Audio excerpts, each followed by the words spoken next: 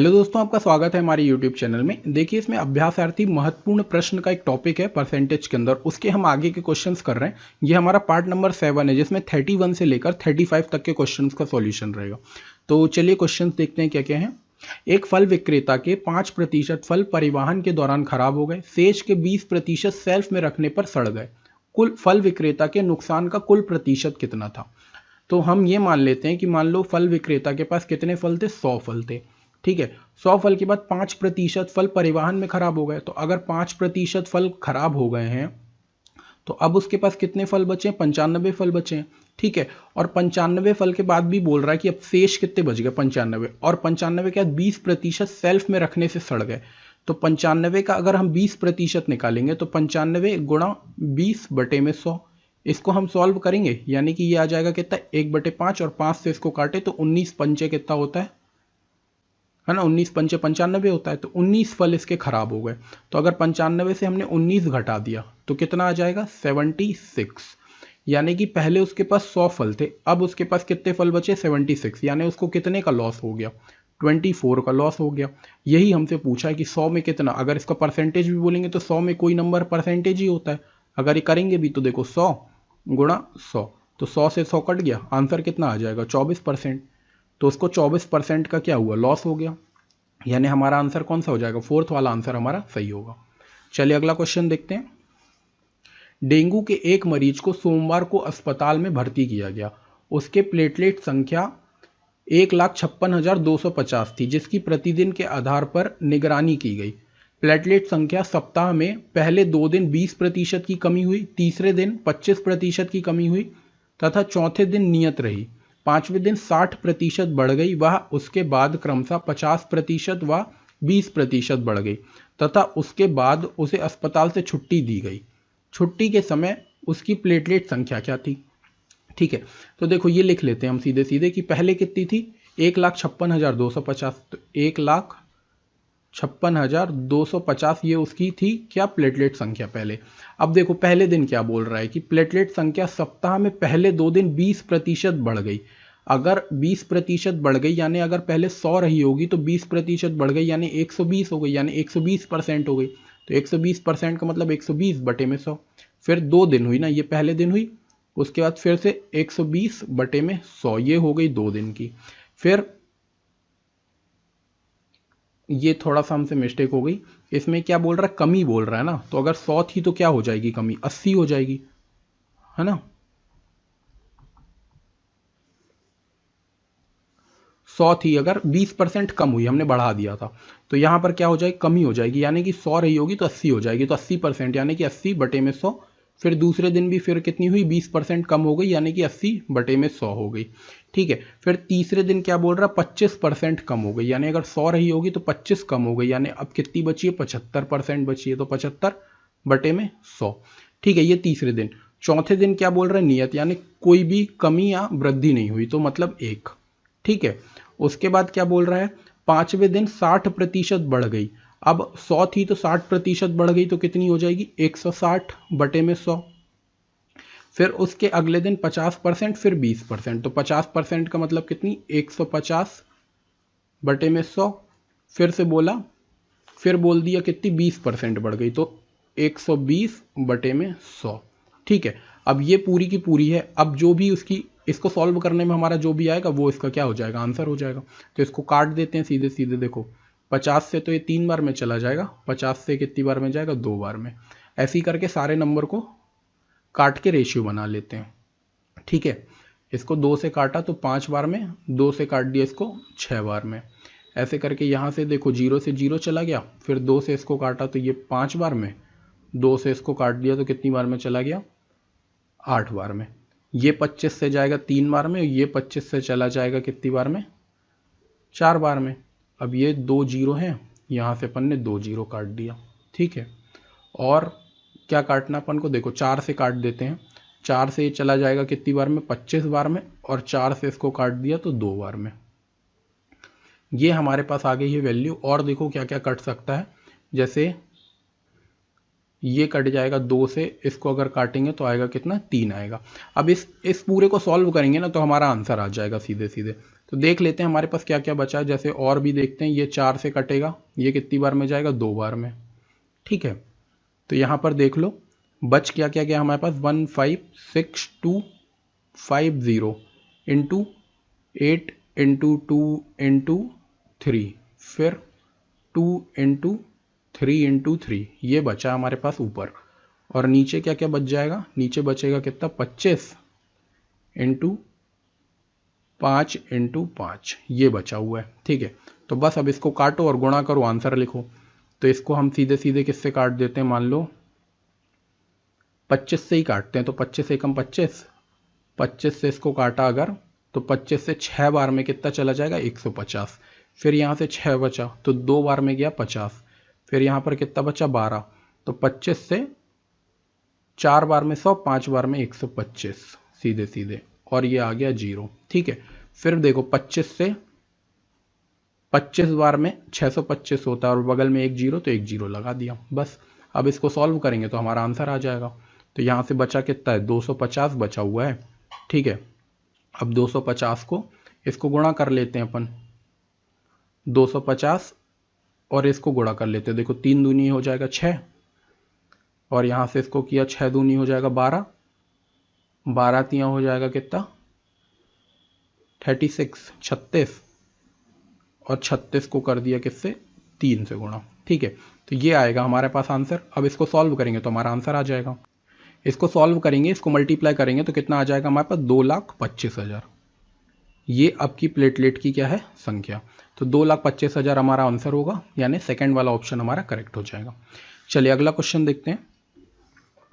किसी कार्यालय के 75% वेतन भोगी पुरुष हैं, पुरुष वेतन भोगियों के 84% तथा महिलाएं वेतन भोगियों की 68% विवाहित हैं। अविवाहित वेतन भोगियों की संख्या विवाहित वेतन भोगियों की संख्या का कितना प्रतिशत है। ठीक है, देखो तो हम ये बोल देते हैं, देखो क्या बोल रहा है, सबसे पहले 75% वेतन भोगी पुरुष हैं। अगर पुरुष मतलब मेल हो गया और महिला फीमेल हो गई, तो 75% अगर पुरुष हैं तो 25% क्या होंगी, महिला होंगी।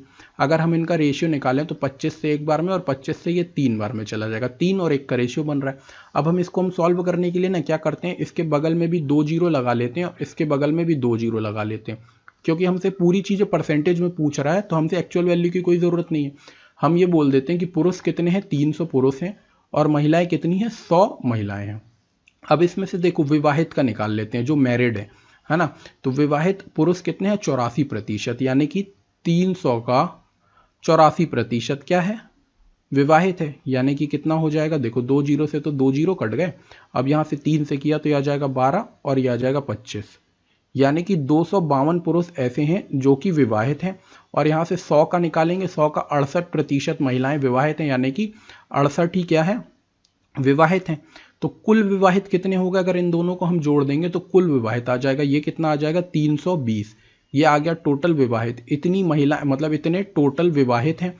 ठीक है, तो अविवाहित कितने हो जाएंगे, हमने कुल क्या माना है, पुरुष माने हैं 300 और महिलाएं मानी है 100, तो यानी कुल कितने हैं, 400। तो 400 लोग हैं, 400 लोग में से 300 लोग कैसे हो गए, विवाहित हो गए। तो अविवाहित कितने हो गए, 80 लोग ऐसे हैं जो अविवाहित हैं। तो हमसे क्या पूछ रहा है, अविवाहित वेतन भोगियों की संख्या भोगियों की मतलब वेतन भोगियों की संख्या की कितने प्रतिशत है। यानी कि हमको बताना है कि 80 तो हो गए अविवाहित और विवाहित कितने हैं, 320। इसका हमको परसेंटेज निकालना है, तो 100 से हमने क्या निकाल दिया, परसेंटेज। ये 0 से 0 काटा, 8 से 4 बार में जाएगा और 4 से इसको काटेंगे तो आंसर कितना आ जाएगा हमारे पास, 25%।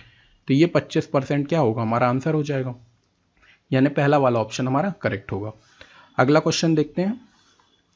कोई व्यक्ति अपनी मासिक आय का 16% बच्चों की शिक्षा पर, 18% घर किराए पर तथा 30% खाने व कपड़े पर खर्च करता है। शेष का 25% वह दान करता है तथा शेष राशि को 2 योजना ए व बी में 2:1 के अनुपात में क्रमशः 8% व 10% प्रति वर्ष के ब्याज पर निवेश करता है। यदि इन निवेश से उसकी कुल वार्षिक आय 7,020 रुपये है तो व्यक्ति की मासिक आय कितनी है तथा उसके वार्षिक दान की राशि कितनी है। ठीक है, तो देखो हम ये बोलते हैं कि मान लो कोई व्यक्ति की मासिक आय है जो वो कितनी है 100 रुपये, ये मासिक आय लिखा हुआ है, ठीक है। मासिक आय हमने 100 मानी। उसके बाद बोल रहा है कि 16% वह बच्चों की शिक्षा में खर्च करता है, यानी 16% हमने यहाँ पर लिख दिया। उसके बाद 18% किराए पे देता है, तो यहाँ से बोला कि ये 18% उसने क्या दे दिया, किराया दे दिया। तथा 30% खाने व कपड़े में देता है, तो यहाँ से लिखा 30% कितना दे रहा है, खाने व कपड़े में दे रहा है, ठीक है। अब बोल रहा है शेष का 25% वह दान करता है, तो इसको अगर हम जोड़ेंगे तो कितना हो गया, देखो 30, 40, 50 और 14 कितना होगा 64, यानी 64 यहाँ पर उसने खर्च कर दिया। तो उसके पास बचा कितना, उसके पास बचा ये 36 बचा उसके पास। अब बोल रहा है शेष का, शेष कितना बचा हुआ है 36। अब ये 36 का भी कितना 25% वह दान करता है, तो 36 का अगर 25% हम निकालेंगे, यानी कि 25% का मतलब होता है 1/4, तो 1/4 निकाला तो कितना आ जाएगा 9, यानी कि 9 रुपए वो दान करता है। तो अब उसके पास बचा कितना है, 27 रुपए बचा है, 27 रुपए बचा उसके पास। 36 में से 9 दान कर दिया तो बचा कितना, 27 बचा। अब 27 बचा, ठीक है। तथा शेष राशि को दो योजना ए तथा बी में 2:1 के अनुपात में क्रमशः 8% व 10% प्रति वर्ष के ब्याज पर निवेश करता है। यानी देखो ये 9 रुपए तो उसने दान कर दिया, अब उसके पास बचे कितने हैं 27 रुपए, और 27 को अगर हमने 2:1 में बांटा तो 27 के मतलब 3 हिस्से करने हैं, तो 27 के अगर 3 हिस्से करेंगे तो 9 9 9 3 हिस्से आएंगे, तो 9 में से 2 हिस्से, यानी 2 हिस्से यानी कितना 18, 2 हिस्सा 18 हो जाएगा और 1 हिस्सा कितना होगा 9। इसको वो किस में करता है, निवेश करता है। ये निवेश कर दिया उसने ए में और ये वाला निवेश कर दिया उसने बी में। अब इसमें जो ब्याज मिल रही है, 2 वाले में उसको 8% की ब्याज मिल रही है, यानी 18 वाले में उसको कितनी ब्याज मिल रही है, 8% की ब्याज मिल रही है, वो भी वार्षिक। और इसमें कितनी ब्याज मिल रही है, उसको 10% की ब्याज मिल रही है।